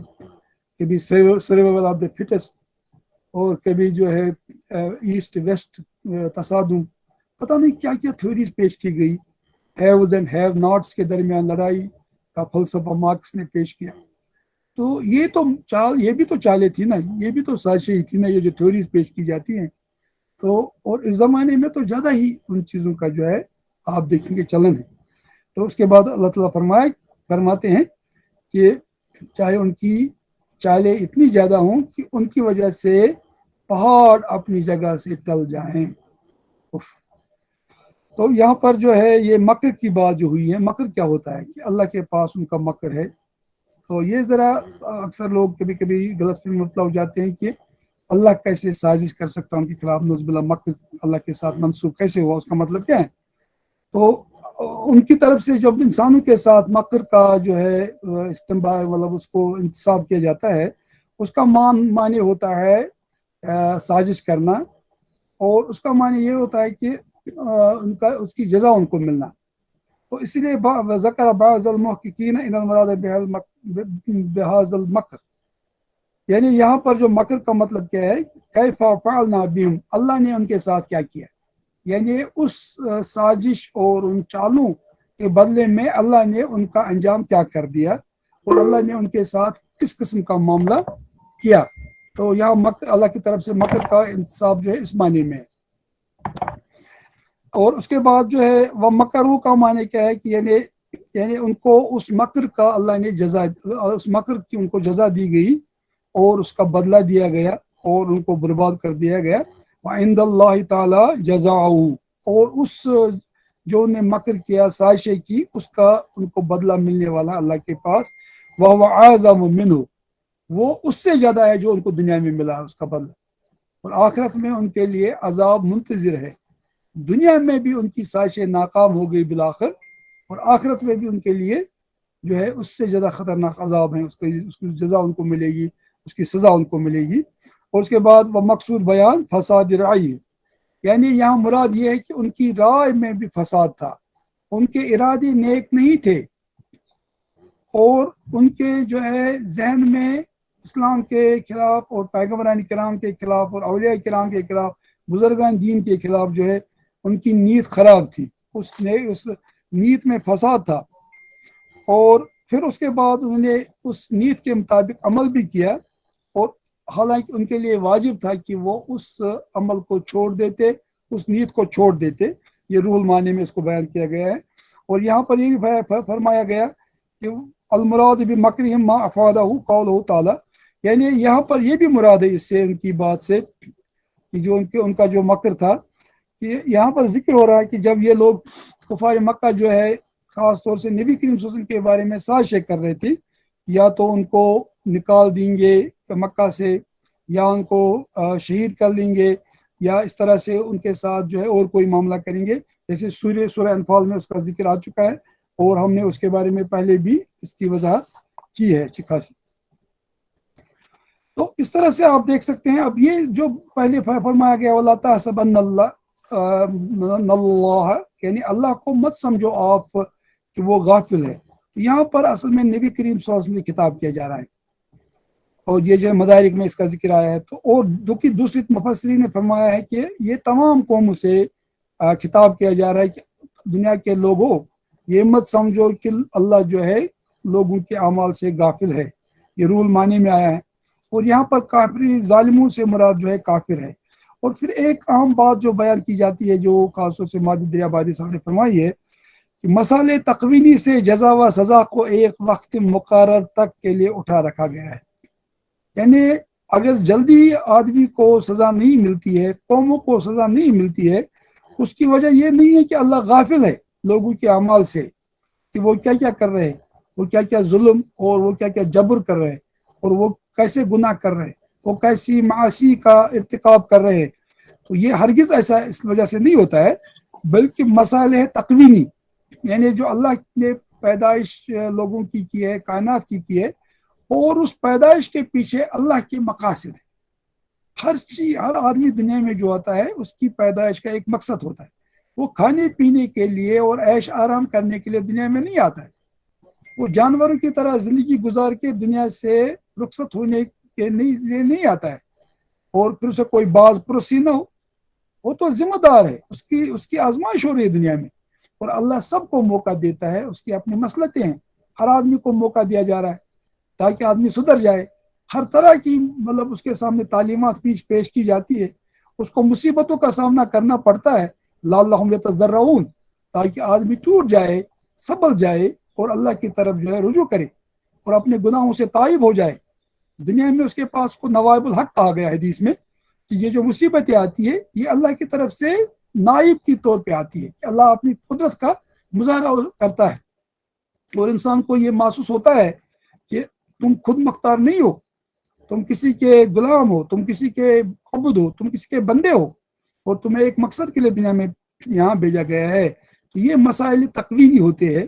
اور اس وجہ سے جو ہے ساتھ ہی انسانوں کو نہیں پکڑا جاتا ہے، قوموں کو نہیں پکڑا جاتا ہے، حالانکہ وہ بڑی سازشیں بھی کرتے ہیں، وہ گناہ بھی کرتے ہیں، پیغمبران کرام کو تکلیف بھی پہنچاتے ہیں، اولیاء کرام اور بزرگان دین اور جو دین کا کام کرنے والے لوگ ہیں ان کو بہت سارے عذاب سے دوچار کرتے ہیں، لیکن ان کو نہیں پکڑا جاتا ہے ساتھ ہی، بلکہ ان کو ایک وقت مقرر تک جو ہے مہلت دی جاتی ہے۔ تو اب اس کے بعد جو کہا کہ جو افیدہم ہوا، یعنی ان کے دل جو ہے ہوا ہو جائیں گے، تو اس کا مطلب کیا ہے؟ یعنی ان کے دل بدحواس ہوں گے، کثرت حول اور ہراس سے، یعنی ہراس، اتنا زیادہ خوف ہوگا، اتنی زیادہ پریشانی ہوگی قیامت کے دن کہ انسان بدحواس ہوگا، اس کو کچھ سمجھ میں نہیں آتا ہوگا کیا کروں، کہاں جاؤں، اور اب نہ کوئی جائے مطلب رفتن، نہ پائی ماندن، نہ کہیں بیٹھ سکتا ہوں، نہ کہیں جا سکتا ہوں، ایسی مصیبت کا عالم ہوگا صبر روز صبرن تم تکھن تراس، جسے شیخ العالم نے فرمایا رحمۃ اللہ علیہ کہ وہ حالت ایسی ہوگی اس دن کہ سب جو صبر کرنے والے لوگ دنیا میں تھے ان کے پاس صبر نہیں رہے گا، وہ بھی پریشانی کی حالت میں بھاگ رہے ہوں گے. ماں کو جو ہے بیٹی کا اور بیٹے کا وہ کسی کو کسی کا احساس نہیں ہوگا، ایسی حالت ہوگی. اور پھر جو ہے محتین کا ذکر آیا ہے، یعنی موقف حساب کی طرف دوڑ رہے ہوں گے، اور مقطعی روس ہوں، یعنی فرت حیرت سے کسی اور طرف نہ نظر جائے گی نہ خیال جائے گا. حالت وہ ہوگی کہ آدمی پریشانی کے عالم میں، بدحواسی کے عالم میں، خوفناکی کی یعنی ہولناک صورت حالت سے دوچار ہو کے اس طرح پریشانی کی حالت میں ہوگا کہ آنکھ ادھر ادھر نہیں اٹھا پائے گا، ادھر ادھر دیکھ نہیں پائے گا، نہ کہیں اور خیال جائے گا. یہ عذاب کا حال ہو، یعنی لا یرتد الیہم طرفہم، یعنی آنکھ جھپکے گی تک نہیں، بس ٹک ٹکی بند کر رہ جائے گی. اور پھر یہ جو کہا گیا کہ یہ کہتے ہیں کہ مالکم من زوال، یعنی تمہیں کوئی زوال نہیں ہوگا، تو وہ اصل میں غرور سے یہ کہہ رہے تھے ہمیں کیا ہوگا بھائی، ہمیں کوئی زوال ہونے والا نہیں ہے، ہم تو دنیا میں عیش پرستی کریں گے، مزے کریں گے. اور دیکھو یہ جو نیک لوگ ہیں ان کا حال دیکھو کیا ہے. تو وہ مذاق اڑا رہے تھے، یہ نہیں کہہ رہے تھے کہ بھائی ہمارا کوئی، ہم یہ زوال اس معنی میں نہیں کہہ رہے تھے کہ ایک ریئلٹی کو بیان کرنا چاہیے، نہیں، وہ غرور کے ساتھ اور جو ہے بہت ہی کبر کے ساتھ یہ بات کر رہے تھے. جیسے بیضاوی نے کہا ہے ان کی حالت یہ تھی، یا وہ اپنی زبان سے بھی یہ بات کہتے ہوں گے اور اپنے افعال سے کہتے ہوں گے کہ بھئی ہمیں کسی چیز کا کوئی غم تو ہے نہیں، ہمیں کوئی زوال تو آنے والا نہیں ہے، ہمیں تو یہ رہنا ہے، ہم تو سرمایہ دار تھے، عیش پر کرنے والے تھے، تو عیش کرتے رہیں گے، تو یہ عیش ہمیشہ ہمارے پاس رہے گا. انما اوتیت علی علم، ہمارے علم کی وجہ سے، ہمارے فضل کی وجہ سے، ہماری ڈگریوں کی وجہ سے ہمیں یہ عیش ملا ہوا ہے، اپنی قابلیت کی وجہ سے ملا ہوا ہے. تو ان کے اعمال اور ان کے افعال اور ان کے اقوال سے یہ بات بار بار ظاہر ہو جائے گی. اور زوال کا مطلب کیا ہے، یعنی زوال جانے کے معنی میں ہے. مجاہد تعبیر کا قول ہے ما لکم من انتقال عن الدنیا الی الاخرہ، یعنی وہ یہ کہتے ہیں کہ بھئی اس دنیا کو چھوڑ کے ہمیں آخرت کی طرف تھوڑی جانا ہے، یہی رہنا ہے، سب کچھ یہی ہے. جسے قرطبی نے اس کو بیان کیا ہے. اور یہ جو کہا کہ سکنتم فی مساکن الذین ظلموا، یعنی روئے زمین کے ان خطوں میں اور علاقوں میں تو آباد یہ ہو جہاں تم سے بہتر اور تم سے بیشتر اور منکرین و معاندین رہ چکے تھے، یعنی تم سے پہلے جو لوگ آئے تھے ان مقامات پر اب تم رہ رہے ہو، تم نے ان علاقوں کو انہیرٹ کیا ہے. دنیا تو وہی ہے نا، زمین تو وہی ہے، آسمان بھی وہی ہے، تو لوگ بدلتے رہتے ہیں. اور پہلے ایک جماعت آ گئی، دوسری جماعت آ گئی اس کے بعد. تو جیسے خلائف اس کو کہا گیا قرآن میں، ایک جماعت کو اللہ ہٹا دیتا ہے، دوسری جماعت کو لاتا ہے. ایک جنریشن چلی جاتی ہے، دوسری جنریشن چلی آتی ہے. تو اس طرح سے جو ہے ان سب کے ساتھ کیا ہوا، یہ کچھ لوگوں کے ساتھ ان میں سے بہت سارے جنریشنز کو اللہ نے تباہ و برباد کر دیا اپنے عذاب کے ذریعے سے. تو ان واقعات کو بیان کیا جا رہا ہے. اور تبین کیا مطلب ہے، تمہارے پاس اس کے تبین تمہارے لیے بیان کیا گیا، یعنی تمہیں تاریخ، روایات و حکایات سے پوری طرح ان منکروں کی سزا یابی، ہلاکت و بربادی کا حال معلوم ہو چکا تھا. تم تو کہانیاں پڑھتے تھے، تم تو سٹوریز پڑھتے تھے، تم تو ناولیں پڑھتے تھے، تم تو تاریخ کی کتابیں پڑھتے تھے اور دیکھتے تھے کہ دوسری قوموں کے ساتھ کیا حال ہوا ہے اور ان کا انجام کیا ہوا ان منکروں کا، اور ان کو ان کے ساتھ جو اللہ نے کیا معاملہ کیا. یہ تو تم سب دیکھ چکے ہیں. یہ اسی لیے ہوتا ہے نا، یہ دنیا میں آدمی سبق حاصل کرے، اسی لیے سب چیزیں ہیں. اور یہ اس لیے تھوڑی ہے کہ بس ہم ان کہانیوں کو اسی لیے پڑھے. تو اسلام نے جو قصص بیان کیے ہیں، واقعات بیان کیے ہیں، بار بار قرآن میں ان واقعات کا ذکر کیوں کیا جا رہا ہے؟ تاکہ لوگ سبق حاصل کر کے سدھر جائیں اور اپنے آپ کو ٹھیک کریں اور اپنے اعمال کو، اپنے اخلاق کو، اپنی نیت کو درست کر کے اللہ کی اطاعت اور فرمانبرداری کرنے لگے. اور پیغمبران کرام علیہ السلام نے جو بات دنیا کے سامنے رکھی اور جس کی تکمیل نبی کریم صلی اللہ علیہ وسلم نے فرمائی، اس کی پیروی کرے. اور یہاں پر جو فرمایا گیا کہ ضربنا بکم الامثال، یعنی یہاں پر مراد ہے جیسے ماجد دریا بادشاہ نے فرمایا کہ جو سابقہ کتابیں تھی ان کی طرف اشارہ کیا جا رہا ہے۔ اور ایک بات عام جو ہے مکر کے بارے میں، وقت مکر و مکرم، یعنی دین حق کو مٹا دینے کے لیے وہ کیسی زبردست چالیں چلتے رہے۔ تو اس کے بعد عند اللہ مکرم، اللہ سے یہ چالیں کچھ مخفی تو نہ رہ سکتی تھی، سب اللہ کے علم میں تھی۔ اور پھر جو لتزول منہ الجبال، پہاڑوں کے ٹل جانے کا استعارہ عربی اصل و بیان میں کسی شے کی انتہائی قوت کے اظہار کے لیے آتا ہے، یعنی انتہائی کوشش کرنا قوت کے ساتھ، اس کو عربی میں لتزول منہ الجبال، جبال کے معنی میں، زوال جبال کے معنی میں استعمال کیا جاتا ہے۔ اور اس کے بعد جو ہے والذین، یعنی ان کے جو ہے زوال کی مثال پہاڑ سے دینے کا مطلب کیا ہے، یہ بتانے کے لیے کہ کس قدر قریش کے لوگوں نے مکر سے کام لیا، کس قدر سازشیں کی، کس قدر تکلیف پہنچائی، کس طرح نبی کریم صلی اللہ علیہ وسلم کو تنگ کیا اور صحابہ کو تنگ کیا۔ آپ پورے واقعات جانتے ہیں سیرت میں،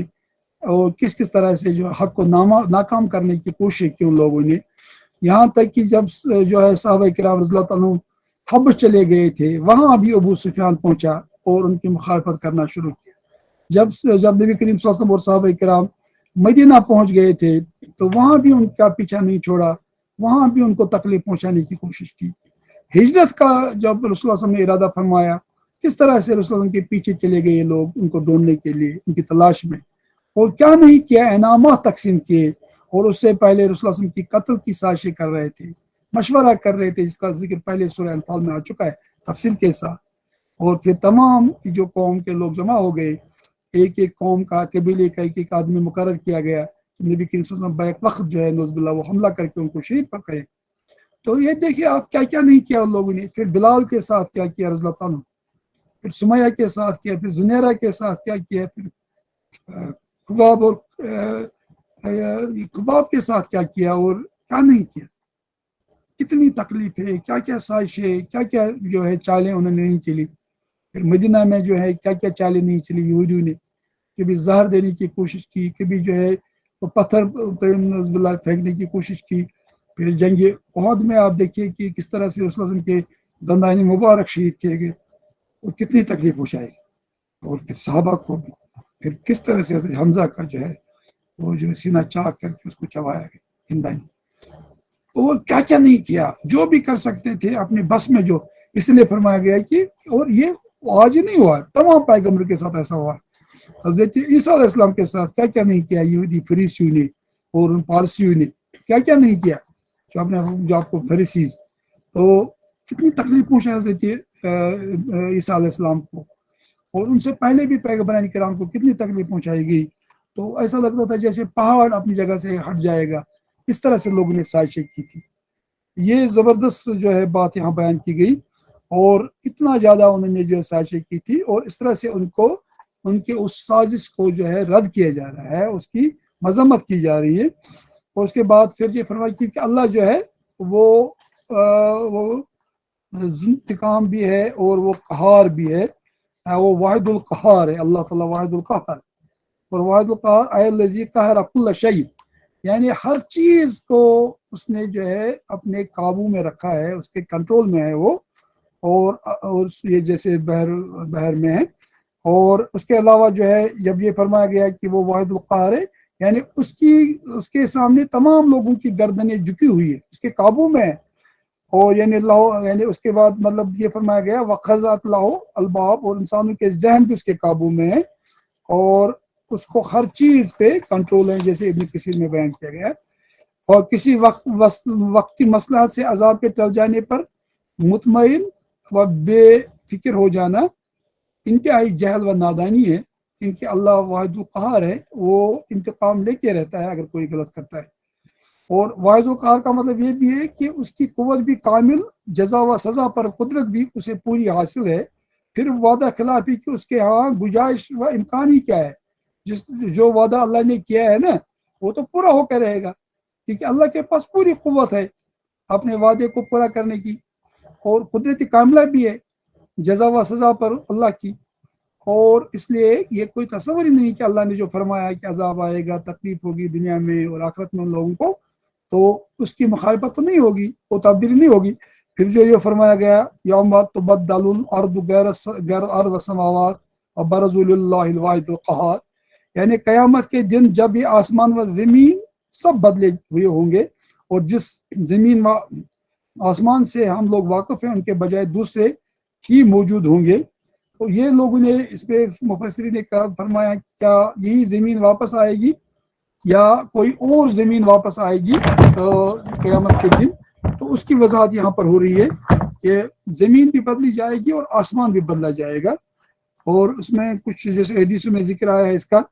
کہ یعنی اس دنیا پہ گناہ ہوئے ہیں اور ایسی دنیا پیش کی جائے گی جہاں کوئی گناہ نہ ہوا ہو, کوئی خون نہ بہا ہو. اس کی وضاحت بھی اچھی طرح سے مطلب جو ہے علماء کرام مفسرین کرام نے کی ہے. تو یہ ہے, اور اس لیے وہی حاضر علی غیر صفت المعروف ہے, المعروف ہے, یعنی ایسا ہوگا کہ یعنی حدیث میں آیا کہ اس کی صفات ڈفرینٹ ہوگی اس صفت سے, اور اس کی ذات بھی الگ ہوگی, زمین کی ماہیت بھی الگ ہوگی, آسمان کی ماہیت بھی الگ ہوگی, اور جیسے حدیث میں آیا ہے. اور حضرت مولانا اشرف علی تھانوی رحمۃ اللہ نے فرمایا ہے کہ یہ تبدیلی ذات و صفات دونوں کے لحاظ سے صحیح ہو سکتی ہے, چاہے زمین کی صفت بدل جائے یا اس کی ماہیت بدل جائے, آسمان کی صفت بدل جائے یا اس کی ماہیت بدل جائے, تو یہ دونوں صحیح ہو سکتی ہے بقول مفسر تھانوی رحمۃ اللہ علیہ.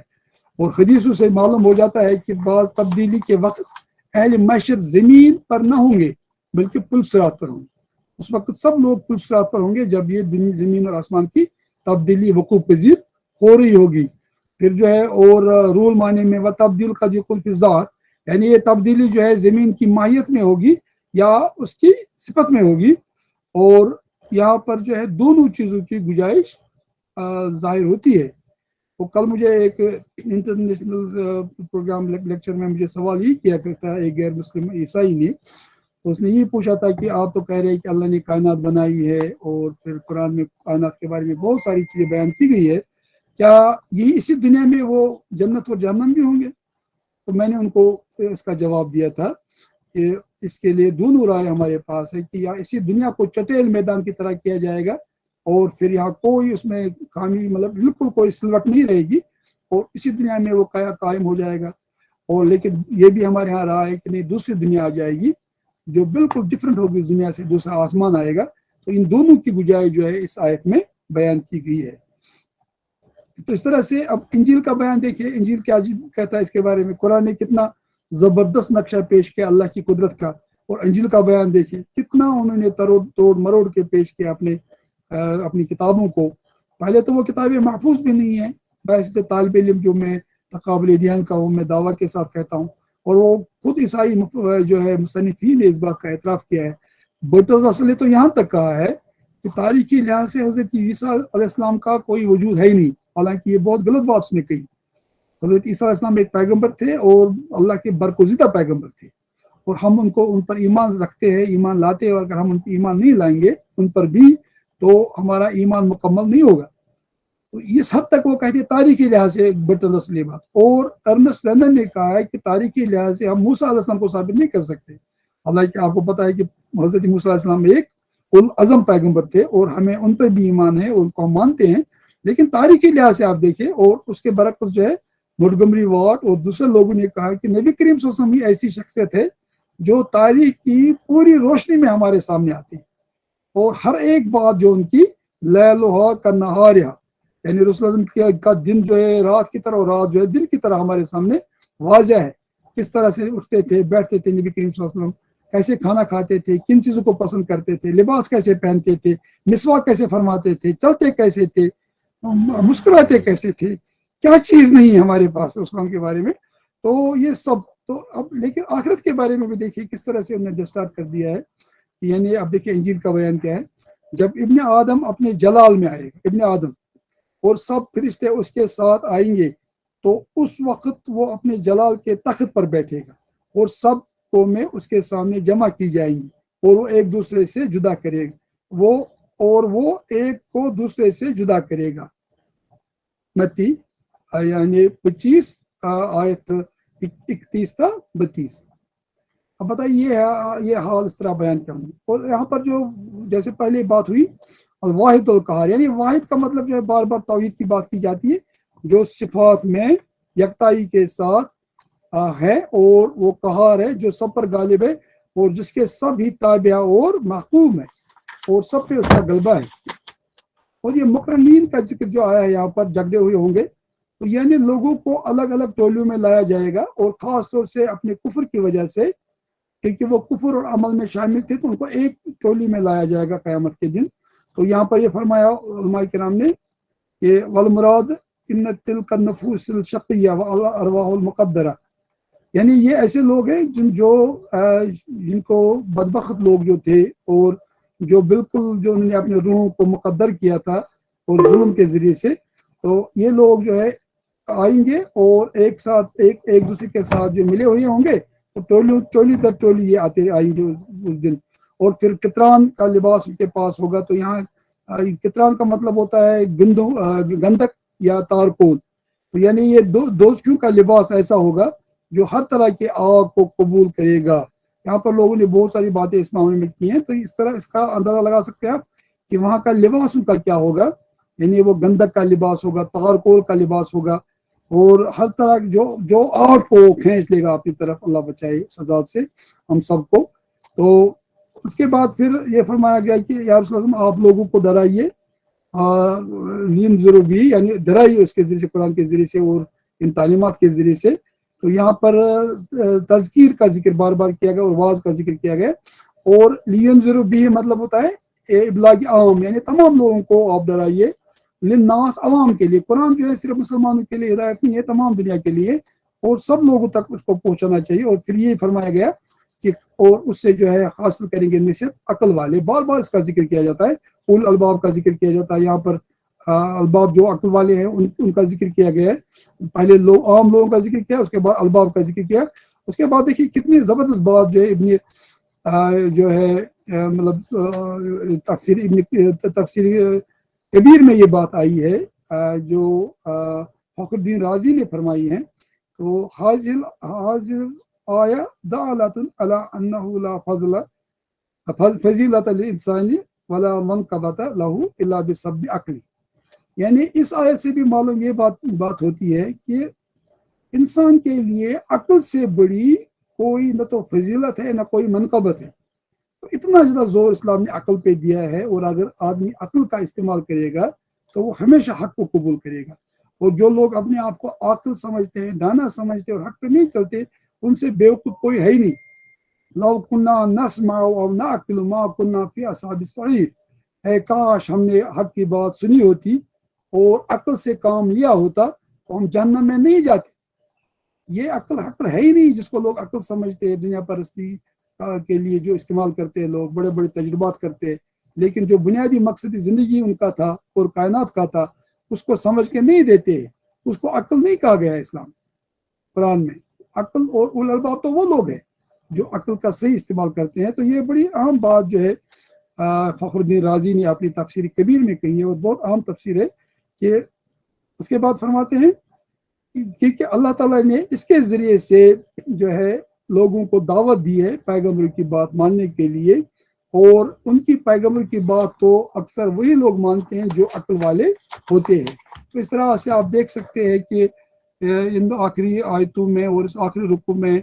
اللہ تعالیٰ نے کس طرح سے جو ہے ایک ایک بات کو واضح کر دیا ہے، اور آخرت کا جو حال ہوگا، وہاں کی کیفیت جو ہوگی لوگوں کی، اور پھر ظلم کرنے والوں کے ساتھ کیا انجام ہوگا، اور اس وقت ان کی کیفیت کیا ہوگی، ان کے اقوال کیا ہوگی، یہ سب واقعات بیان کرنے کا مقصد یہ ہے کہ دنیا میں ہی لوگوں کو اس مناظر سے آگاہ کیا جائے جن سے ہمیں سابقہ پیش آنے والا ہے ضرور، تو تاکہ آدمی سدھر جائے اور اپنے جو ہے پیغمبران کرام کی اور اپنے جو دین کی پیروی کرے، اور پھر نبی کریم صلی اللہ علیہ وسلم کے احکام پہ عمل کرے اور قرآن کو سمجھے۔ اللہ ہم سب لوگوں کو دین کو سمجھنے اور اس پہ چلنے کی توفیق عطا کرے اور عطا فرمائے، اور ہمیں دنیا کے عذاب اور آخرت کے عذاب سے نجات دے، آمین۔ دعوانا الحمدللہ۔